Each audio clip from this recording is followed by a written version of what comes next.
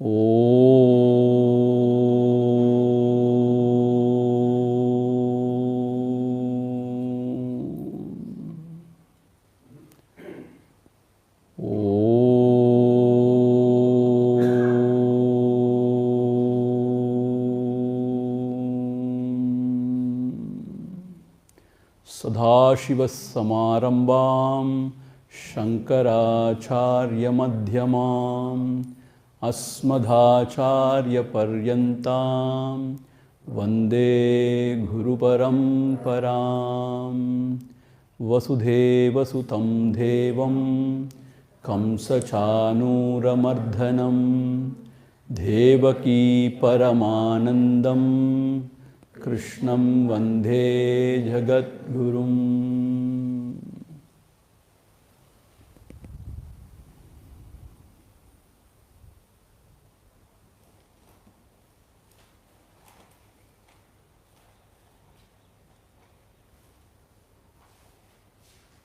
Yes, you can now ask your question.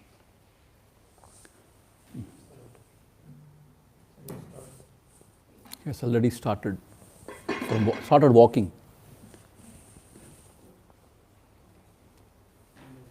It's not actually a question, but I have a doubt in my mind. So I want the clarification from. That is called as doubt. Swami. Shankara is the ultimate in Advaita, we all know. And in his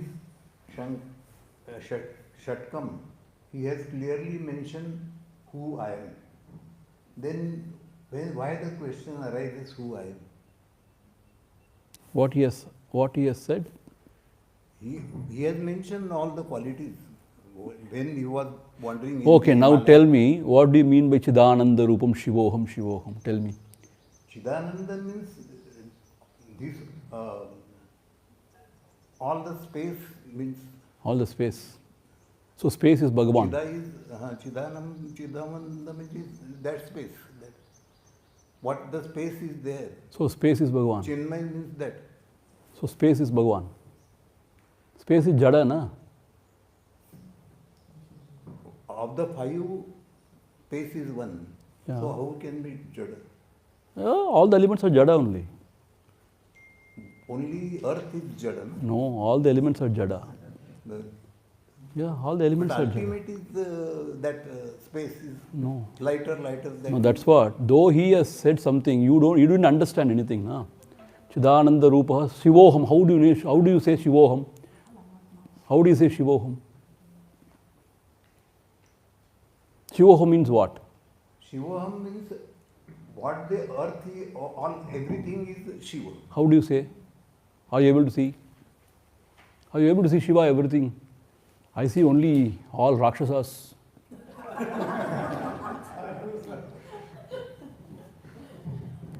See, it is all Chumma, he is expressing his own experiential knowledge. But how is it helping us? So we have to inquire to find out who we are. Not that his knowledge cannot help us. So the thing is, we have to find out who we are. Na? And that means what is our true nature. Na? He has said something because he has got that enlightenment. He has written something and gone. But you are saying Chidananda means space. Shivoha means everything is Shiva. What does it mean to you? See, you have to internalize that knowledge and find out who you are really. See, that is the real search, real quest. He has written something means it is for him. For you, how is it helping you? You say Shivoha means everybody Shiva. What do you mean by everybody Shiva? I am not seeing any Jadamudi in his head. But in science or everywhere, if somebody senior tells something, then we have to believe on it. So, believe, how will it help you just to believe somebody? You have to have your own experience, na?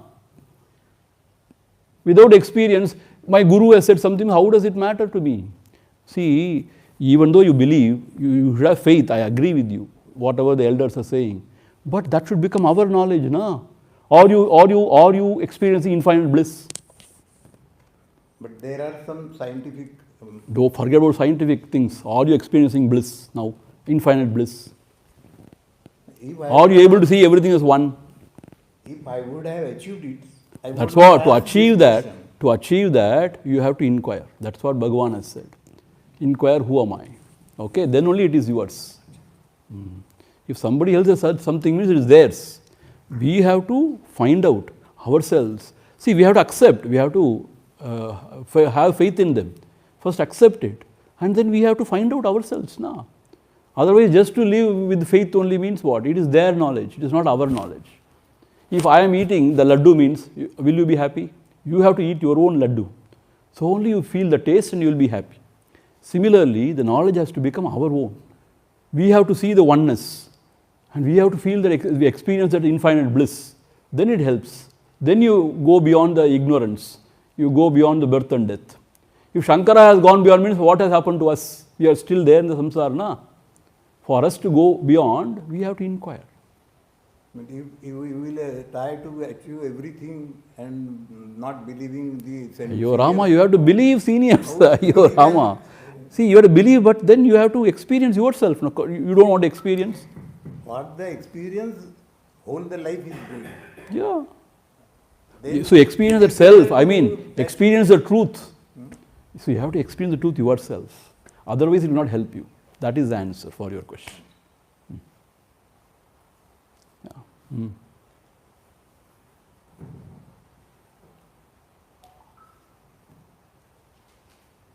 Come closer, so that people can see you. Thank you, Swamiji. In class, you talked about Panchasonas. What is that? Panchasona. Panchasona. I spoke. Yes, I spoke. yes, sir. You spoke also. I didn't speak. Panchasonas, that is Khandini, Keshini. I didn't speak. You reported, sir. No, I didn't speak. Just further I will clarify. Okay. These Panchasonas are Panchamahapapas and Panchapapas. That is. Pancha Papas. Okay. Pancha Mahapapas. Padakas. Not Mahapapa, but only Panchapapas. Sadharana Papa. This Khandini, Keshini, Marjini, Udakumbam, and Chulli. Okay. By these five. Right. Yeah. In that book, yeah.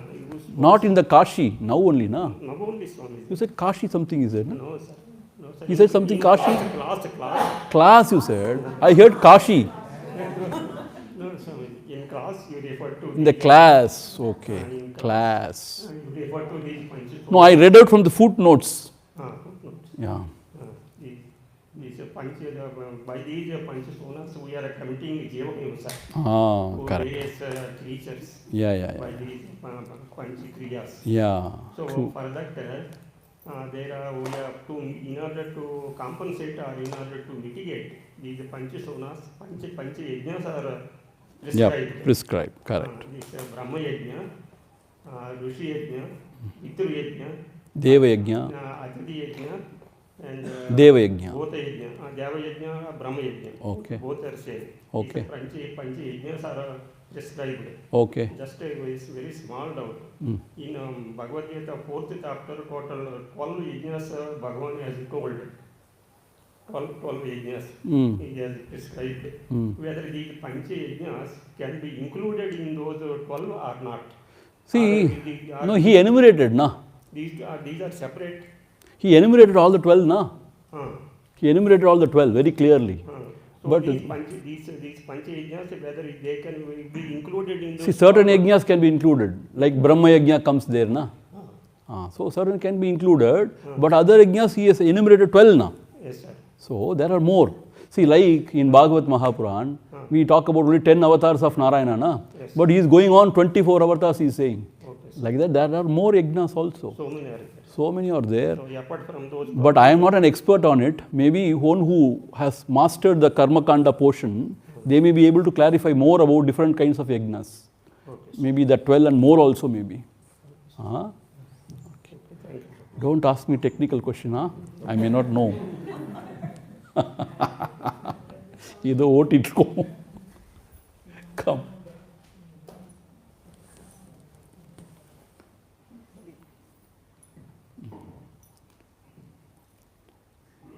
Hari Om. So we've always said that exhaust your vasanas, destroy your desires. But we do have desires, we do have commitments. So how do I exhaust these vasanas through meditation or through karmas? Is that that I must finish all my duties and my desires and then sit for meditation? Yeah, then you will never sit. Or is it like, for example, I do have desires, I do have everything, I do, because when I sit for meditation, I think, okay, I have to clean this place, I have to clean, I have to go and do this work. So doesn't look like my desires are going to like vanish away overnight. And one more question I have is, now at this point of life, I do have satisfied all my desires. Like, You are satisfied? yeah, like Oh, I great. want to travel, marry somebody, okay, fine. So all the boxes are ticked now. Yeah, all my check boxes are ticked. Ticked, Like if I want to travel, I have been always been able to do whatever I want to in my life. So Swayambhu. No, sir, it's like what to say, like if there are certain disappointments, but still it is not that the world is going to end because of that. I have fulfilled my desires, but what about people who have not fulfilled their desires? Let them ask the question. No. If you have fulfilled your desire, then you should not ask their question. No? No, what I am saying is, if my son or my daughter is there, they do have these desires. Let them come and ask me. Okay, fine. So in case if it's not possible, then how do I start my career in my spiritual journey? So that's what my question is. Good. See, the thing is, if you have become totally desireless, you are a jnani now. Already you don't need any sadhana then. Actually, everybody has got desire. We are trying to overcome it, or we are trying to go beyond it. So therefore, see, it is not that after completing everything only you have to practice karma yoga or dhyana yoga. It's not that way. When you practice more and more of karma yoga and dhyana yoga and all, more and more you get clarity. More and more you experience that glimpse, you will see the glimpse of that. And then more and more you become detached from the other things, worldly things. And more you grow within. See, it will not happen like that. Samudra onja piragu na thala muluga poren sollave mudiyadu. Always there will be waves. In spite of that, you have to take bath in the ocean. No? So the desires are going to be there. Only thing is, you should not go on adding. You have to know that we have to reduce the desire, but you have to practice all this sadhana. And because of these sadhana, you become more and more matured within, gain more and more clarity, and then these things will drop off by themselves. And you really evolve actually. No, exhausting the vasanas is getting desires being fulfilled or desires being dropped? See, the thing is, by fulfilling desire, nobody can exhaust the desire because it will grow. So, see, either you offer it everything to the Lord, whatever, see, suppose let us say, if you want to visit, say Italy, that kind of Venice or whatever they say, no? Andamari anga poi na irukanu. Okay, go, nothing wrong in it. But understand that, okay, it's another experience. You have got another experience. That is not going to too much add anything to you or going to take away anything from you. So like that, if you understand more and more about life, you will grow, you will mature. So it is not that you should not go to any places at all or you should not eat anything. But the thirst for it, I have to go, otherwise, what is life? I really feel bad about it. No, the thirst should be avoided. You understand? And cleaning and all is okay, na? If you don't clean your house, who will clean? And you cannot sit on the garbage and meditate. No, only when I sit, I remember all my... Then you should say, let them wait. This 20-30 minutes is for myself. I will first finish this and then I will attend to it. Like that you have to tell yourself. And it is not that after finishing exhausting all your vasanas, all your desires, only you can sit for meditation. No. Everything should happen. So, karma yoga you have to practice. And then dhyana also you should try slowly and steadily. And study of scriptures. But the thing is, everything will become very clear only when you evolve. Otherwise, till then you will go on studying, understanding, getting clarity. But that kind of things will happen, the abundance, when all the vasanas are exhausted. Till then you have to go on trying. No, just I'm starting my dhyana, like practicing started mind. So I really want to do the right way actually. That's the right way. See, the right way is you start now, wherever you are, and slowly and steadily you can improve, progress. Don't worry about vasanas now. You do, or whatever you are asked to do from the Bhagavad Gita, you do it. Everything will be all right. Okay? Don't worry about vasanas too much. I'm telling you. Because people get lost in vasanas only.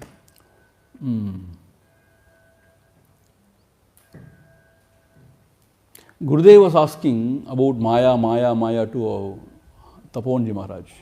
Then Taponji asked, have you come here to learn about Jnana or Maya? So that is okay. Anybody else? Yes.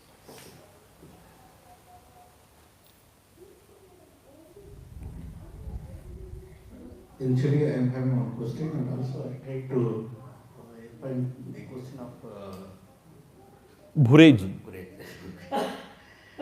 Actually, in 46 verses of Bhagavad Gita, 6th Adhyayam, I think morning Swamiji taught this lesson. In this Jnana Pyo Vijnani, the yogi is better than Jnani, he is telling.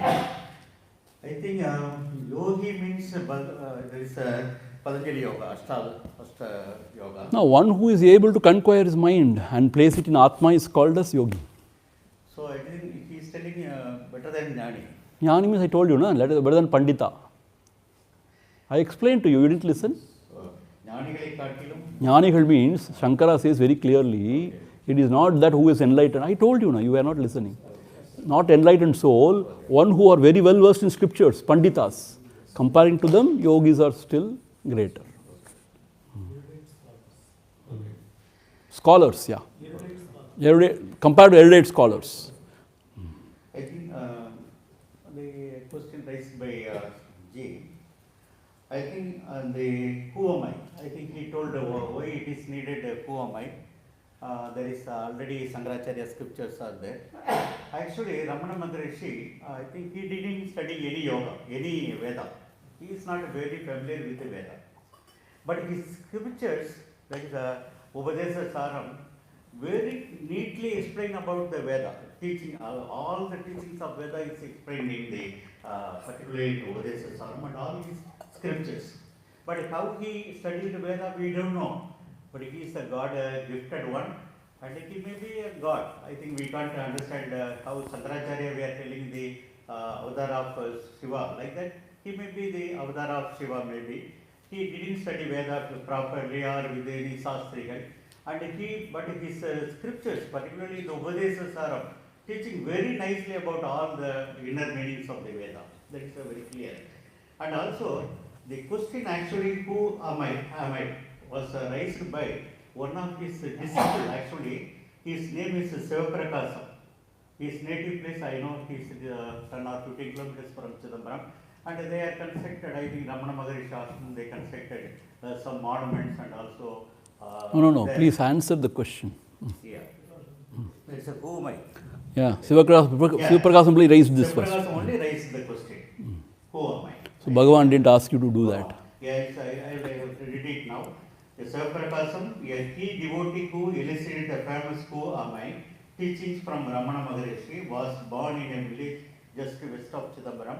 Another notable, it is not needed. So Sivaprakasam raised the question actually, who am I? So from that question only, Ramana Maharishi understand this area. Okay. See, it is not that Sivaprakasam Pillai raised this question or anything. See, there was a booklet called as Who Am I? Those questions were asked by Sivaprakasam Pillai and Bhagavan answered. It is not that Sivaprakasam Pillai raised the question, so Bhagavan said, who am I is the right question. Now I am going to ask who am I. Not like that, see. Don't have wrong ideas about who am I. See, there is a booklet called as Who Am I? That booklet is a collection of question and answer, question posed by Sivaprakasam Pillai, answered by Bhagavan. You understand? It is not that Sivaprakasam Pillai raised the question first of who am I. It is not that. Bhagavan from the beginning onwards, he was asking everybody to look within and inquire who am I. So it is not Sivaprakasam Pillai or anybody. That book was compiled later. So who am I is a question to ask about the experiencer, so that the experiencer will vanish and you are free. You understand? So that is a very deep question, And that is the crux of all Vedanta Shastram also. So even Shankara says, Kastvam koham kutayataha kame janani kome tataha. Who am I? Who are you? That question is there in Bhajagovindam. Like that it is there in the Vedas also. All the Upanishads talks about the aham only, na? About the self only, na? So that self he is asking us to inquire what it is, that's all. It's a different sort of an approach, but Bhagavan's original, it is not Swam Prakash Pillai or anybody prompted Bhagavan to ask that question and all. It's all Bhagavan's original, and it's a very, very deep subject and has got so much of shade, so much of depth in it. So that is it. Okay, any other question? He got very carried away because he was from Chidambaram. எங்கள் பக்கத்து ஊர் அவர் அவர் தான் ஆரம்பித்தார் ஊமைய. Google can say anything. Correct. I'm not denying that Sivaprakash is near your village. I'm not denying that. Sivaprakash never started Uvamai.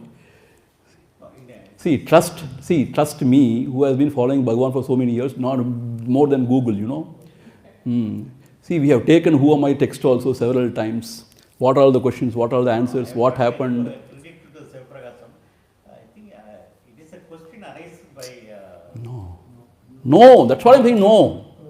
It is only a booklet composed. And Bhagavan was always asking everybody to inquire, who am I? It's not that Sivaprakash came and asked that question, so Bhagavan took hold of it and he was asking everybody. No.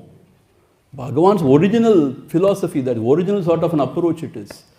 Sivaprakash later came to him and he was inquisitive and asking, you are saying na, to inquire, who am I? Tell me who am I? Like that he asked. It is not that he initiated that inquiry or anything. Bhagavan's original. And I'm just joking. You said no, he's closer to Chidambaram. And his building is there, Samadhi is there. Hari Om. Swamiji, I want you to explain again Asangata, Ekata and Samata. Again? And one more question. People who are seekers come. There are so many people who really don't know what the goal is that they have to seek on. What happens to them? What happens to them? Yeah, people, they're not aware that there's something like that. What happens to them? The people who are not aware of the goal, nothing will happen to them. They will continue. And the Lord is there to take care of everybody. So, when that time comes, they also will turn. See, it is not that they are given up. The Lord takes care of everybody. So, the nature takes care. So, everybody evolves. See, Akashat patitam toyam sagaram pratigacchati. Meaning, the water which drops from the Akasham, it goes back to the Sagaram. Sagaram is the ocean only. Where from the water has come up from the ocean only. Because of the sun's heat, it evaporated and formed clouds. Then it comes back. Similarly, all the jivas who have come from the Brahman only, they will go back. So the nature takes care. The Lord, who is the wielder of the nature, that Ishvara, he will take care of all jivas. Sooner or later, they will all, everybody should evolve actually. That is how it is. About Asangata means we should not get attached to any of the layer of the personality, layer of our personality. Asangata. And not to the fruits of action and all. That is Asangata means detachment. So we are not this body mind, na? So we always think we are the body mind. Asangata means we should not think we are the body mind. We have to detach. And we get attached to the people around, things. So we have to withdraw, not to get attached. That is Asangata. While acting, we get attached to the fruits of our action. We should not get attached to it. So these three things, remember. One is with the body mind, we get attached as a personality. We are not the body mind. We should not get attached. Number two, extension of the ego is what? Mamata. Mamata means we get attached to the kith and kin, near and dear. That we should withdraw. And similarly, while performing action, we get attached to the results of our karma. So these are the three avenues majorly we get attached. So we should not get attached because attachment brings sorrow. That is number one. Number two, samatha means what? Everything comes and goes. And nobody can avoid anything. Sukha, dukkha, good, bad. So one has to be equipoised. All the time equipoised in life. That is samatha. Ekata means, as we have seen in the yesterday's class, the same Paramatma is there in everybody. In me also, in you, in everybody, even the ant. So if you are able to see the same one thing in everywhere, in every being, that is ekata. So then what happens? You will not hurt anybody because like me only, na? So you will not hurt anybody. And while helping anybody also, you will not feel that kind of an ahankar that I am doing or I am helping. I am giving it to myself only. If I am doing something to others also, I am doing it to myself only. See? So this ekata is so beautiful. Oneness. We should not too much divide people, society. We should try to see the oneness. The person who is rajasic, he divides. The person who is sattvic, he unites. That is what we are going to see in the chapter Gunatraya Vibhaga Yogam, 14th I suppose. The 14th chapter, Bhagavan says, one who is rajasic nature, he divides. But sattvic in nature, he unites. Because the one self is the truth actually. So instead of seeing the guna dosha, we have to see the essence. See, if I start finding guna or dosha in you, I can go on finding. Likewise, you can also find in me. So we cannot coexist, we cannot live together. So instead of seeing the guna dosha, we start seeing the one principle within everybody, we start loving everybody. And we start existing together, coexist. So oneness is very important. So this asangata, detachment, samatha, to be equipoised in all the events and happenings, and then ekata, to see the one principle, that is self or God, whatever you can say, in all the beings. No? That is how we have to develop. So these are the three main things, again and again emphasized in Gita. If you understood this, you understood Gita. That is what Guruji says. And if you can practice this, wonderful. Nothing else is required.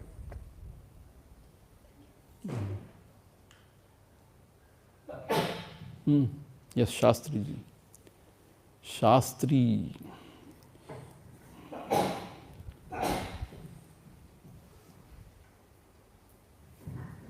Namaskaram, Swamiji. In the 4th chapter, 34, Tadvati Pradena Pariprasnena Sevaya Upadekshati Te Jnanam Jnanina Sattvadarshana. Jnaninaha Sattvadarshana. Pariprasna part, suffix, does it add any weightage to that? Does it qualify anything? Pariprashna means asking question. Prashna. Prashna means question. Questioning is same, Pariprasna, questioning. Prashna means it is also questioning. Pariprashna means the right questions or the deeper questions you should ask. Okay. Not that you should ask about something else. You should ask the right question about what is bandha, what is moksha. Like that you should ask relevant. What is bandhanam, what is moksha, why am I suffering, how to get rid of this. This is how you have to ask. You should not go and ask him what is the score today. Did Australia win? I heard Australia win 4-1. Is it true? You should not ask such questions. You can ask all such questions sideways. Side like etkalam, but not the main. Sir, can I understand it is a relevant question? Relevant and deeper questions which will help you to sort of get out of this samsara. Okay. Thanks. Yes.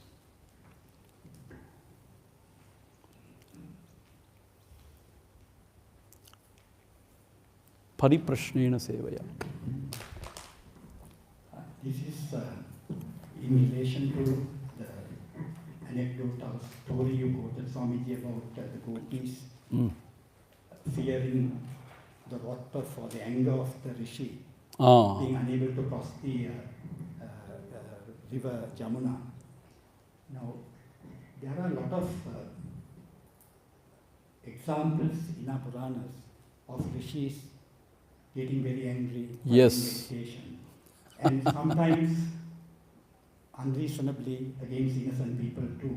But most of these rishis have purified themselves, learned to control their emotions and even their even their senses, and thereby control desire and anger. So why is it that quite a few examples in our Puranas relate to this? Good question, very good question. See, the thing is, these rishis, if they are really rishis, if they are abiding in the self, we cannot attribute any action to them. Like Yoga Swamigal of Jaffna. He used to use bad words. தூஷணத்தில் ஏசுறதுன்னு சொல்லுவாங்க இல்லையா உங்கள் தமிழில், தூஷணத்தில் ஏசுறது. He used to even use bad words. See, those rishis are just an instrument in the hands of the Lord. That is what we have to understand.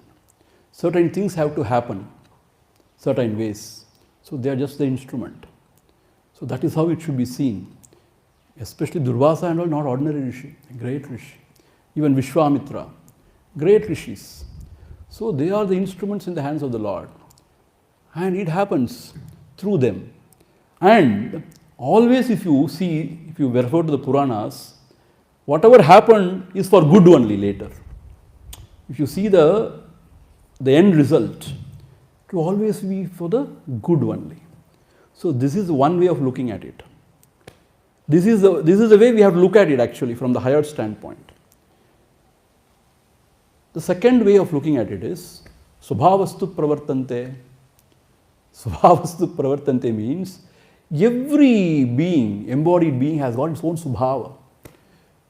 Even after realization also, even though they are there, but still how the body mind functions in this world, because of their purva, some prarabdha, something they say, na? Subhava only. So that's how it is. See, some Mahatmas are very, very quiet, very this thing. Some Mahatmas are very dynamic. Some Mahatmas, like you say, even Lord Shiva. See, forget about all these rishis. Lord Shiva, yeah, he can burn the world down into ashes. When his wife was, humiliated, she sent Veerabhadra and he finished off everything. Why so? Lord Shiva, if he gets angry, what he will do? And Amba, Kali, Mahakali. So it is like that. So it is all like that. It is there like that. So when it is talked about the like gods, then it is said it is not that they are expressing like us. That is for some good. And it is their body mind according to the prarabdha. That is what we studied in this Kaivalya Navanidam. The question asked, even after realizing why different sannyasis, Mahatmas function in different ways, he says, because of that also prarabdha, he says. Some people are even in the world doing some trading or some business, or some people are doing some agricultural work, some people are acharyas, some people are like pittas, mad people roaming around. Why? It is asked. He said that is all because of prarabdha of the body mind. So that goes on till the body mind drops. So like that, பிறவிலேயே கொஞ்சம் கோபக்காரன் இருப்பார் நினைக்கிறேன் துர்வாசர். So அதனால it is continuing. But the higher way to look at it is, since because they are not having any egos, it is not they are the doers or enjoyers. Just they are the instruments in the hands. So it's happening like that. So that is how we have to understand. If at all they are enlightened, if at all they are egoless, we can attribute any kartrutva on them. Why they are acting like that? You understand? Only for who is with ego, we can attribute kartrutva. With egoless means how can you attribute kartrutva in them? So we have to accept that it is not theirs. It is some sort of a divine will or whatever may be the reason. It is not theirs. Somehow you have to reconcile that way only. Otherwise, as you asked very beautifully, why should they get angry? Because they are enlightened, they see everybody as one. Why can't they be quiet and means patient and accept things? That's a very good question. But if you want to reconcile, then you have to look it that way only. Good question. Swamiji, will there be any feedback session, like once we go off or something, this is what you did, good or bad? What is that? So in case we die and go, so we must know, right, what we did right, what we did wrong, so that we don't repeat the mistakes when we are getting born again. So is there anything that we will remember so that we can change our ways, right? Like, because we have led our life so far, we know we have committed some mistakes, but we don't know exactly what we have done, right? So will there be any kind of, like by meditating, will we know that what we are doing right or we are not doing right? Like what Now or earlier? Now what I'm saying. But in the process of meditation, will we doing re-evaluation of our own life or evaluating ourselves? Yeah. See, the thing is, If we have some kind of mistakes made, how do we correct them? see, the thing is, all of us know, we are all little evolved only. All of us know what we are doing. We know what we are doing is wrong and we are doing, most of the time. It is not that we don't know we have committed. See, sometimes like that, very few times. But most of the times we know what we are doing, knowingly we commit mistakes. But when you meditate, when you sort of increase the sattva within yourself, then you are very aware what you are doing, what is the motive behind what you are doing. And then when the buddhi is purified, then it will always tell you, no, this is not the right way to do. You have to change. And then you get the inner strength to go in the right path. See, most of the time we don't have strength, inner strength to walk in the right path. We compromise and we go in the wrong path, right? So when you meditate, you gain the inner strength to walk in the right path. So we ourselves will be able to give Definitely, definitely. That is called introspection. What do you mean by introspection? You look within and you understand what's happening inside. And you will know what to do, what not to do, how to change or how to set it right. You will know, you will come to know. See, when you grow in meditation more and more, you become more and more aware of everything. Of the inner world, outer world. You will be more and more aware. Aware means what? You will come to know what is what, where I am going wrong. You will come to know definitely. And one more thing I tell you, the Guru or the Lord is in our heart. When we surrender unto Him, He will guide from within. He will show the path. He will guide from within. And also we will gain that required strength to walk the path, right path. See, now most of the time we don't have that strength to rise against temptations. We fall for temptation. And we do not know, we are unable to say no. No. But then you will be able to say no. No means no. You will be able to say. So that is why, see, meditation is a wonderful, it's a big thing actually. You gain control over yourself, total control over yourself, your prakriti. So definitely you will re-evaluate yourself and you can sort of set yourself on the right path. Definitely all those things would happen. Yeah. See, this is how a seeker progresses, you know. When he meditates, he goes more deeper and deeper, he will come to know more about it. Even after that, if you have some doubts, always there are Mahatmas around, some people who are learned, one who are doing sadhana, you can always consult them. It is not that you are in the wilderness. There are so many people here whom you can consult, always ask and get guidance. See, one thing is you get guidance from within only. Suppose you are gross enough not to understand the guidance from within, then there are so many people to seek guidance. So definitely you are on the path means you are guided. You not worry about that. Yeah. Guidance comes from within, from without. Guidance comes from everywhere.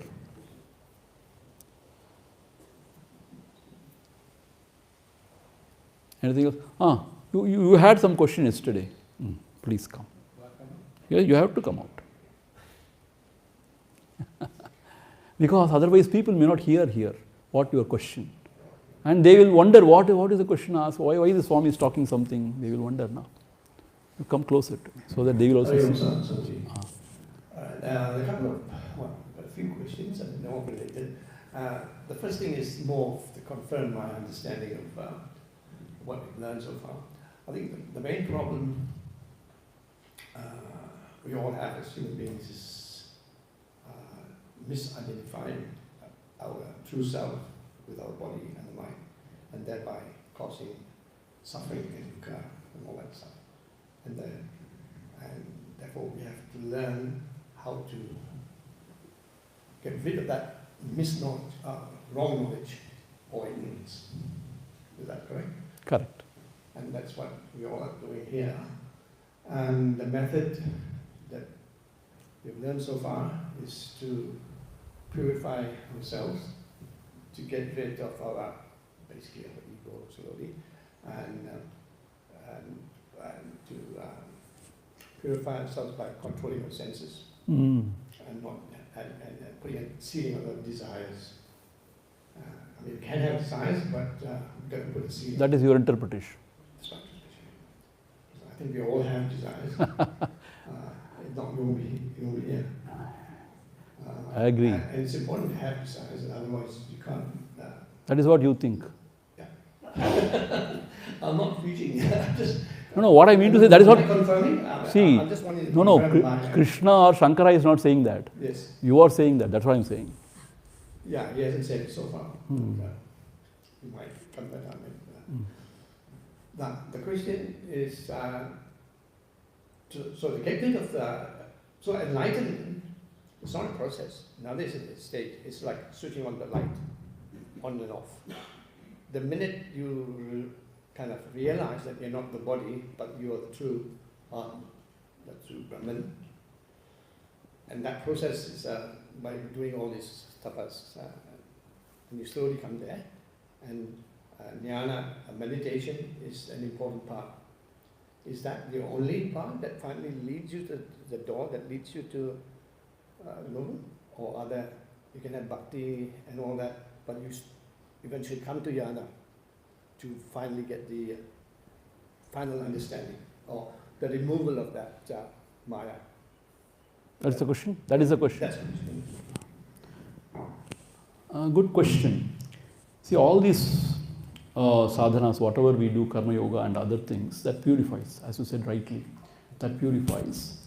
And then you sit for meditation.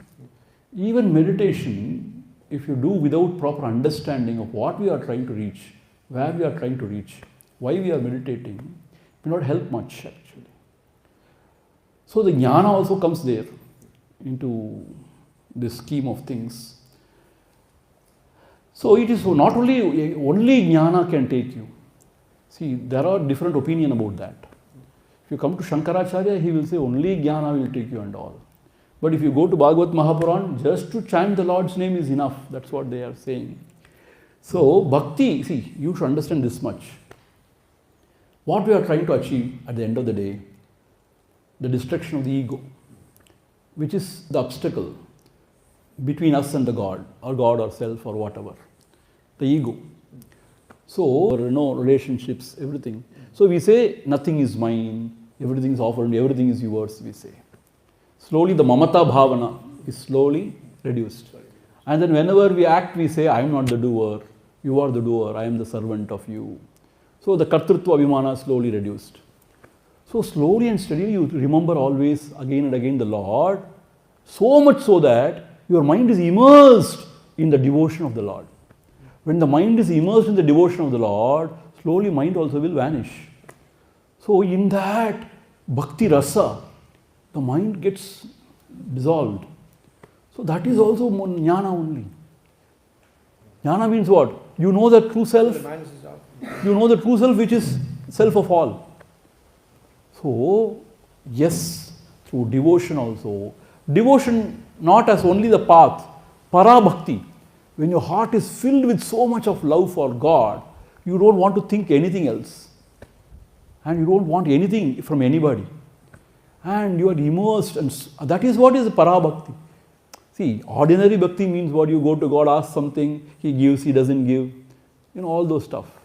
But you remember, you develop the taste for His nama. And that kind of a devotion when you develop, everything is resolved there. And that will completely remove your misidentification. Yes, because the ego is lost. When the ego goes, everything is clear. And you don't have to meditate at all. That is meditation.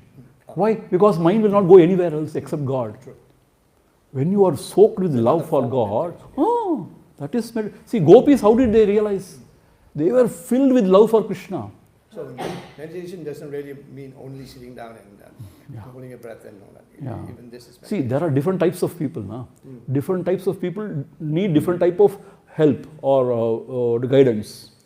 So those who don't have that kind of a love, what can be done then? True. So they have to be guided. See, the Buddhist monks, when they come to our temples, they come as if they are watching the museum. Good, this statue is good. Like that only. No devotion, because they don't believe in God, in the personal God.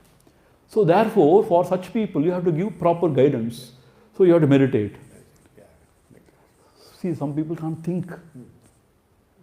Think means what? Deeply. So meditation is okay for them. At least you meditate. But who can really think, dive deeply, vichara. See, vichara has got a different fragrance. Vichara is something else. Not meditation. Meditation is upasana only. Meditation also is upasana only. But vichara is something else. Vichara means what? Not only who am I vichara. I am not only talking about who am I vichara. Not only that vichara I am talking about. Even to ponder over the questions of what is the reality of this world, where from it has all come, where from I have come, what is happening here, why am I like this, what is happening. Something like that, ponder deeply about life itself. That is something else. It is not for some achieving something, not even achieving something, realization and all. Just to ponder and understand what is this going on here. Who am I? Why am I behaving like this? Why am I crying? Why am I suffering? That is how Buddha realized. No? He wanted to know why he was suffering. And what is the way out of the suffering. That is how he started his quest. So that together with your meditation, Yes. your other sadhanas, That would become a very, will very make it easier. effective sadhana. See, as I told you, jnana means it's pure science madhuri. Meditation is like applied science madhuri. So both together, see, some people need both together. But some people don't need any yoga, biga and all. Yoga means what I mean is all those things. Jnana itself will take. Some people need yoga and jnana. Some people don't need both. They need bhakti alone will take them. But only karma cannot take. Shankara is very clear about that. Karma purifies. But bhakti can. Bhakti can. See, bhakti is something, it's love. See, love is most powerful emotion in the world actually. Love is something else. The whole Anbe Shivam. That's what Satya Sai Baba says. That's what everybody says now. Anbe Shiva, yeah, you are right. Anbe Shiva means love is so potent. It can take you to the other shore, definitely. See, sometimes this jnana bina, sometimes very dry it becomes. And only lip Vedanta it becomes. But bhakti is something wonderful. See, it all depends what sort of a person you are. Accordingly, you have to progress. Accordingly, you will also live this life. You cannot live the other way also. If you are a devotee, you will come back to that only. If you are a jnani, anywhere you go, you will come back to that only. If you are a yogi, you will always argue that, no, all those things are useless. This is the one.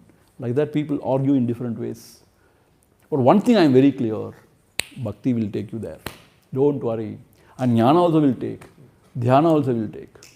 Will it be faster if you do both? Huh? That is, see, no. See, from Shivananda of Rishikesh. Double power. Yeah, Swami Shivananda of Rishikesh, he talks about integrated sort of approach. Yoga. Yeah.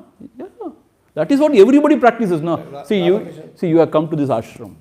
We are having the temple here. Morning and evening the puja is happening. Guru Padaka puja is happening. That is all devotion. And we organize divine music, chanting of the name and bhajan session. Devotion is there. And jnana is there. And some meditation and all is there. So actually we are practicing all together only, see. And when we are functioning in the world outside, always with the attitude of surrender to the Lord, offering everything unto Him. See, while eating also what we say, Brahmarpanam, Brahma Havihi. And then we remember Annapurna and Devi. saying that, Jnana Vairagya Siddhyartham Bhiksham Dehi. Not for Bhoga. For attaining Jnana Vairagya, you please give me alms, Bhiksha. That is how we. So, it is all integrated only, actually speaking. But those who want a particular thing, they take it more. See, like if you are into sort of understanding and so less you attend the pujas and other things. That is fine actually. But if you are more of a bhakta type, this class and all, okay, you come and sit, but romba adu onnum perusa idu pannadu. So bhakti is very good. That's how you feel, That is how people of different nature, they have different approaches. Can I ask a follow-up question for that? No. Come on. Okay, so assuming that once you gain enlightenment, not gain enlightenment, enlightenment is always there, you realize that you're not the body, the switch is on. Can the switch go off? Like, No. No? See, what they say, initially when you get that whatever knowledge, still it can go off. It can go off. So that is why what it said, you should gain firm abidance in the self. Bhagavan Ramana Maharshi insists. After that also, again you can get identified with the body mind. It's possible. It is possible in the earlier stages of enlightenment. Enlightenment is what? That is not called as enlightenment, of getting a glimpse of the truth. But you have to gain firm abidance in that. And after a particular time or whatever, maturity, it becomes sahaja, effortless. Then you will not fall back. Till that point of time, one has to be very careful and practice. And you will know when you've reached that point. Yeah, definitely you will know. Then there is no slipping away. Till then, yes. Just one more quick question. Yeah. Now, sorry. Yeah. All this is fine. No, your questions are very, very meaningful, yeah. I mean, we all, basically I think Hindus and also following Advaita and Vedanta and everything. What about, and we all, there's only Brahmin and everyone's Brahmin, including people who are not here, who don't follow Vedanta, don't follow Advaita. They might be Christians, very strong Christians, or Muslims, or Buddhists, or people, atheists. They're all very good people. Can they achieve the removal of ignorance through paths that they follow themselves? Or, for that matter, my brothers, they don't follow this.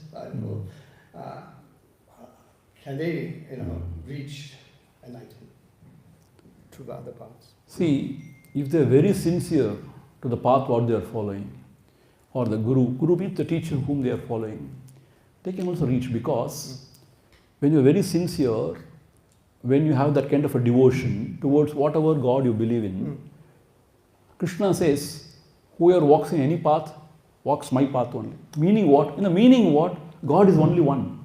See, you may call it by different names. God is only one. So whichever path you are following, sincerely if you follow, and Krishna says, what he says? I will give you the Buddhi Yoga. He says, we are going to see now. Okay. When you surrender unto me, when you take refuge in me, I will take care of you. I will give you the Buddhi Yoga, he says. So whomsoever Lord they are praying, they are worshipping, if they really surrender themselves, that power, whatever, that will take charge. And they also will. Subsequently, they also will. See, it is all fanaticism to say only our religion can save, only our gurus can save. I don't believe in that at all. Anybody following any path sincerely, the Lord is only one. The Lord is there in everybody's heart. See, even the priest, Christian priest who is giving sermon also, the Lord is there in his heart also. The Islam, the Imam, his heart also, Lord is there. So if you surrender totally to the Lord with true devotion, definitely he will take charge and he will take care of everything. And everybody can realize, no doubt about that. Thank you, Swami. You answered all my questions. Thank you. Okay.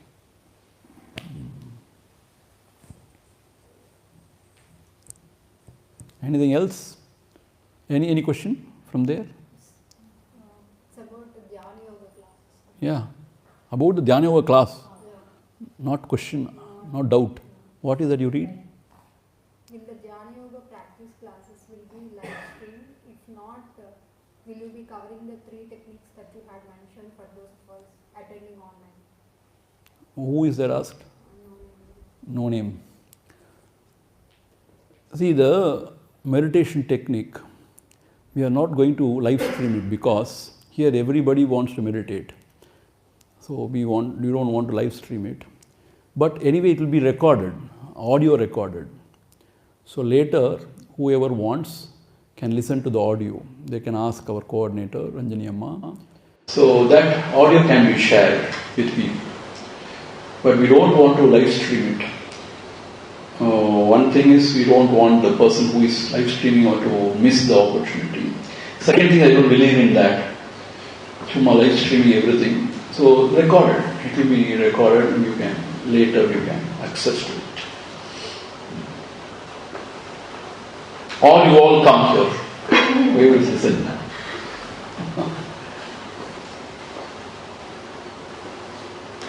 Yes, that's all. Anything else? No question from the ladies' side. No question from the ladies' side. All are jnanis. They can only answer question. They can ask question. Only one. What question was asked? What answer you gave? Whom? The gentleman who was standing.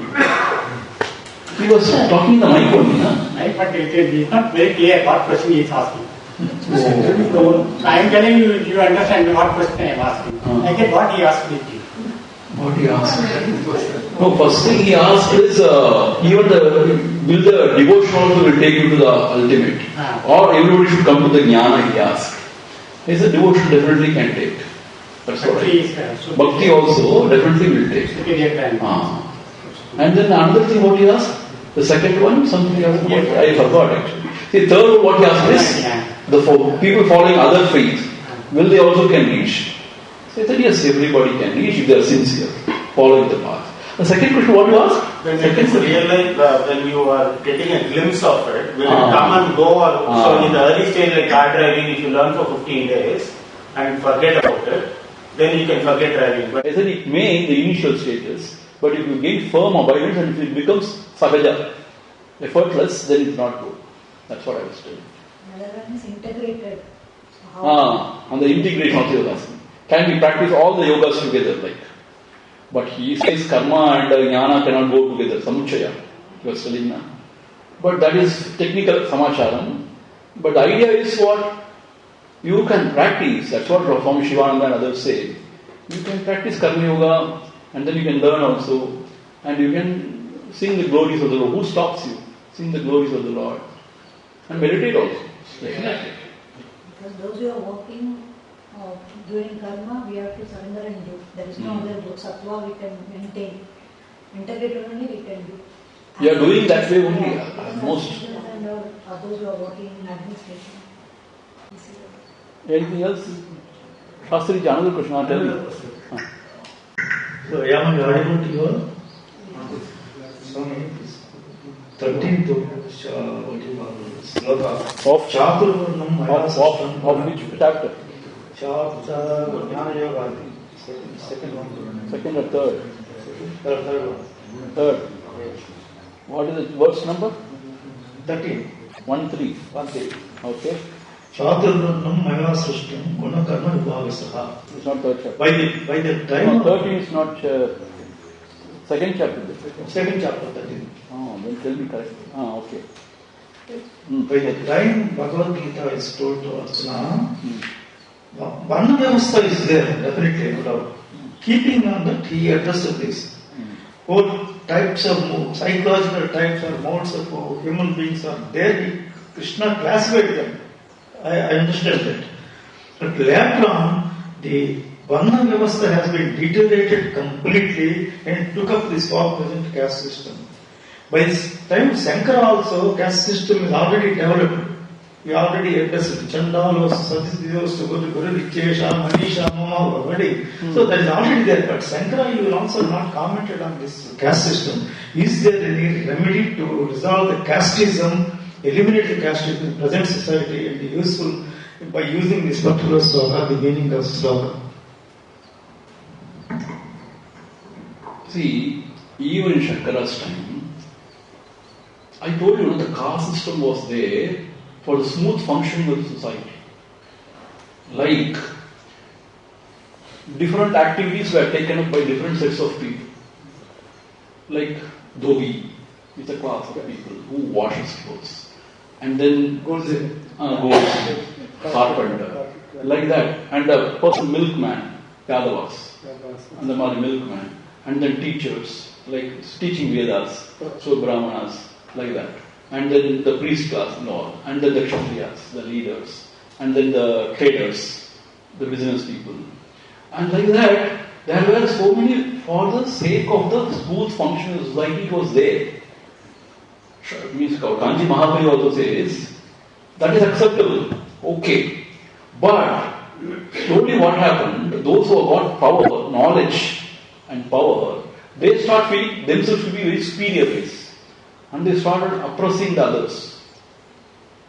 Actually speaking, Brahmanas should live in poverty only. That's what said in the Vedas. They should not live in luxury. They should live in poverty.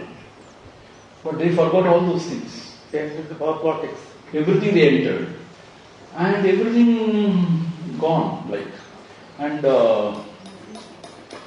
see, that's why when you have got knowledge and power, you feel superior and you try to control everybody. That's happened. And then afterwards, other caste also. So this kind of things happen so much. But otherwise, if you see it, it was a sort of an okay arrangement only. I don't find any very drastically wrong. Kanchipalliva says, everybody is doing their duty as offering to the Lord. Because for everyone, the goal is Ashitta Shuddhi and reaching the Lord. So whatever activities you do, it doesn't matter. So everybody do some sort of activity in the society. They contribute to the society. But their idea is to reach the Supreme. So they offer everything unto the Lord. And whatever they get, they are satisfied. இந்த மாதிரி ஒரு டிராஸ்டிக்கான ஒரு இது இல்லாது. அதாவது rich becoming richer, poor becoming poor கிடையாது நினைக்கிறேன். So therefore there was some sort of this thing. But now everything has gone. Like ஒண்ணுமே புரியல எனக்கு இதை பத்தி ஒண்ணுமே புரியல. What has happened? Even in Brahmanas, you go and see, they have subcaste. Subcaste. I don't know what they are doing. And I will not marry that girl from that kind of subcaste. Subset, all those stuff. I don't know what all those means. And as I told you, everybody is Vaishya. No Brahmana, no Kshatriya. Everybody is Vaishya. I don't know what to distinguish, what to say, what not to say. Hey, give some fruits to them. Varana kudunga, paavana, adhu saapudhu. Idella avanga kudunga andha poi.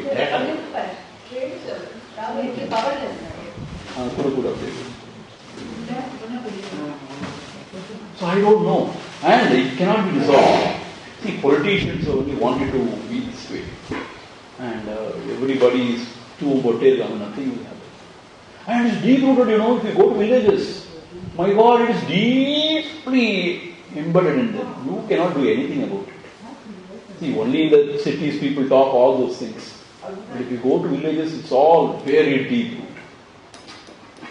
நம்ம நினைக்கிற மாதிரி அது ரொம்ப deep-rooted. Even in the cities also. It is also, but all over the also talking only, that's all up to it. But it is very deep. I don't know. Educated people should be educated more and more. And people should realize that everybody is human being. Nobody should be treated very badly. And they should realize that it will come back. Shall we conclude? 11:50 now. So that you will all have lunch at 12 and free to go anywhere you want. Om Purnamada Purnamidam Purnat Purnamudachyate Purnasya Purnamadaya Purnamevavasishyate. Om Shanti Shanti Shanti. Hari Om Shri Gurubhyo Namaha. Hari Om. Okay, we all will meet on 10th morning, 7 o'clock.